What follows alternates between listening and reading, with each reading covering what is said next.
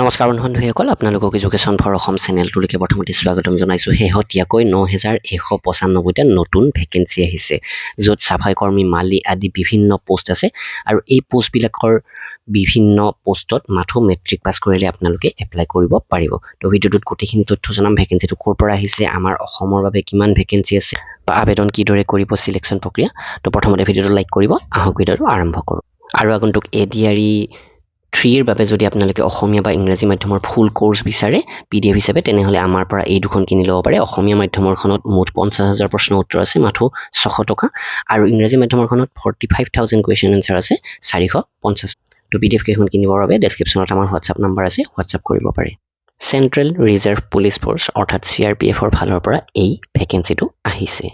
আৰু ইয়াতে মুঠ 16টা কেটেগৰীৰ পোষ্ট আছে, 9,175টা। আৰু এতিয়া চাওক, ড্ৰাইভাৰৰ আটাইতকৈ বেছি ভেকেঞ্চি আছে, 3,176। Bugler, cook, motor mechanic vehicle, চাফাই কৰ্মচাৰী 547টা আছে। ৱাটাৰ কেৰিয়াৰৰ পোষ্ট আছে, washerman, barber, tailor, brass band, মালী, gardener, carpenter, cobbler, pipe band, painter, hair dresser. এনেকৈ মুঠ 16টা কেটেগৰীৰ পোষ্ট আছে। আৰু এই সকলোখিনি পোষ্টৰ বাবে মিনিমাম কোৱালিফিকেশ্যন ৰাখিছে মেট্ৰিক পাছ। তো ইয়াতে আপোনালোকে চাব পাৰে, ড্ৰাইভাৰৰ ক্ষেত্ৰত মিনিমাম মেট্ৰিক পাছ। আৰু টেকনিকেল কোৱালিফিকেশ্যন বুলি কৈছে আপোনালোকৰ heavy transport vehicle driving licence থকাটো প্ৰয়োজন। তো যিটো মেকানিক মটৰ ভেহিকেল পোষ্ট আছে, এইটোৰ বাবে আপোনালোকে মেট্ৰিক পাছ হ'ব লাগে, লগতে 2 বছৰৰ ITI মেকানিক মটৰ ভেহিকেলৰ চাৰ্টিফিকেট থাকিব লাগিব। আৰু বাকী যিখিনি পোষ্ট আছে, ফৰ অল আদাৰ ট্ৰেডছমেন তেনেকৈ কৈছে, এডুকেশ্যনেল কোৱালিফিকেশ্যন মেট্ৰিক পাছ হ'লেই হয়। আৰু টেকনিকেল কোৱালিফিকেশ্যনৰ ক্ষেত্ৰত কৈছে must be proficient and work in respective state. যি ধৰণৰ পোষ্ট, যেনে চাফাই কৰ্মচাৰী, তো তেনেকুৱা ধৰণৰ আপোনালোকৰ প্ৰফিচিয়েঞ্চি থাকিব লাগিব। চাফাই কৰা কাম বা ৱাটাৰ কেৰিয়াৰ, বাৰ্বাৰ, সেইবিলাকৰ ক্ষেত্ৰত তেনেকুৱা কাম আপোনালোকে জানিব লাগিব। আৰু তেনেকুৱা কাম কৰাটো বা অকণমান অভিজ্ঞতা থকাটো প্ৰয়োজন। তো গোটেইখিনি পোষ্টৰ ক্ষেত্ৰত দৰমহাৰ নিৰিখটো লেভেল 3 হয়, 21,700 পৰা 69,100লৈকে। আৰু ইয়াতে এই ভেকেঞ্চিটো ষ্টেট ৱাইজ ভগাই দিছে। আৰু আমাৰ অসমৰ বাবে, স্পেচিয়েলি অসমৰ বাবে আছে 286টা পোষ্ট।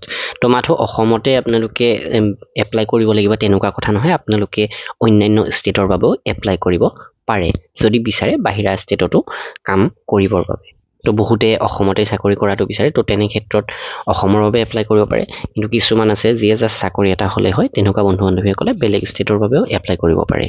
আৰু ইয়াতে এই ভেকেঞ্চি চাৰ্টৰ ক্ষেত্ৰত মন কৰিব লাগিব, ছোৱালীৰ বাবে 79 পোষ্ট আছে অল ইণ্ডিয়া। অসমত আমাৰ ছোৱালীৰ বাবে মাথো 2টা পোষ্ট সংৰক্ষিত আছে, বাকীখিনি মাথো ল'ৰাৰ বাবে।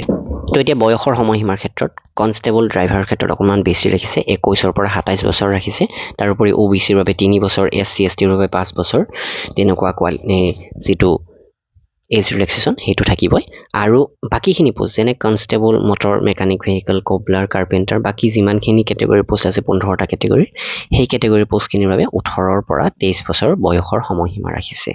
তো 18ৰ পৰা 23 হ'লে আপোনালোকৰ জন্মটো 2/1/2003 হ'বই লাগিব, তাৰে আগত হ'লে নহ'ব।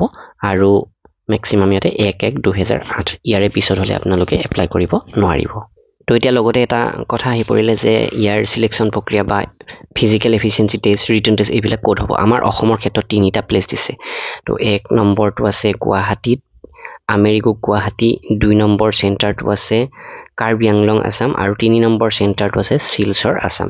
তো এই 3টা চেণ্টাৰ, যিটো চেণ্টাৰ ওচৰত হয় আপোনালোকৰ, সেই চেণ্টাৰতেই আপোনালোকৰ ফিজিকেল এফিচিয়েঞ্চি টেষ্ট হওক বা অন্যান্য টেষ্ট হওক, সেইবিলাক অনুষ্ঠিত কৰিব।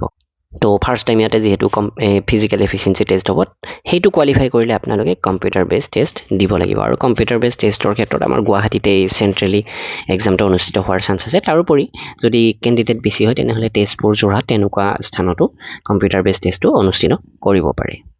আৰু যিসকলে ফিজিকেল এফিচিয়েঞ্চি টেষ্টটো কোৱালিফাই কৰিব, তেওঁলোকে কম্পিউটাৰ বেছ টেষ্ট 100 নম্বৰ দিব লাগিব, য'ত ৰিজনিঙৰ 25টা, GK 25টা, মেথছৰ 25টা, আৰু ইংলিছ অথবা হিন্দী যিটো আপোনালোকে কৰিব বিচাৰে সেইটো কৰিব পাৰিব। 25টা প্ৰশ্ন, এনেকৈ 2 ঘণ্টা সময় দিব আপোনালোকক এই এক্সামটোৰ বাবে। আৰু আপোনালোকে যেতিয়া কম্পিউটাৰ বেছ টেষ্টটো কোৱালিফাই কৰিব, তাৰ পাছত আপোনালোকে ট্ৰেড টেষ্ট দিব লাগিব, অৰ্থাৎ ড্ৰাইভাৰ যিসকলে এপ্লাই কৰিছিলে ড্ৰাইভিং টেষ্ট দিব লাগিব।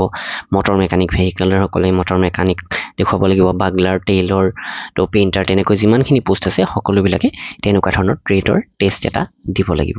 তো ইয়াৰ অনলাইন এপ্লাই কৰাৰ লিংক বা অফিচিয়েল এডভাৰটাইজমেণ্ট ভিডিঅ'ৰ ডেছক্ৰিপশ্যনত দিয়া আছে অথবা আমাৰ ৱেবছাইট educationforassam.com আপোনালোকে ভিজিট কৰিব পাৰে তো ইয়াতে আহি আপোনালোকে ধুনীয়াকৈ ৰেজিষ্টাৰ কৰি এপ্লাই কৰিব পাৰিব তো এইখিনি আছিলে ভিডিঅ'টোত আপোনালোকক এই এডভাৰটাইজমেণ্টৰ বিষয়ে জনাবলগীয়া আৰু আগন্তুক ADRE বা অসম পুলিচ আদি বিভিন্ন এক্সামৰ বাবে যদি আপোনালোকে অসমীয়া বা ইংৰাজী মাধ্যমৰ PDF বিচাৰে আৰু যথেষ্ট কম দামত বিচাৰে তেনেহ'লে আমাৰ হোৱাটছআপ নাম্বাৰ দিয়া আছে ডেছক্ৰিপশ্যনত সেই হোৱাটছআপ নাম্বাৰ মেছেজ কৰি লৈ ল'ব পাৰে ধন্যবাদ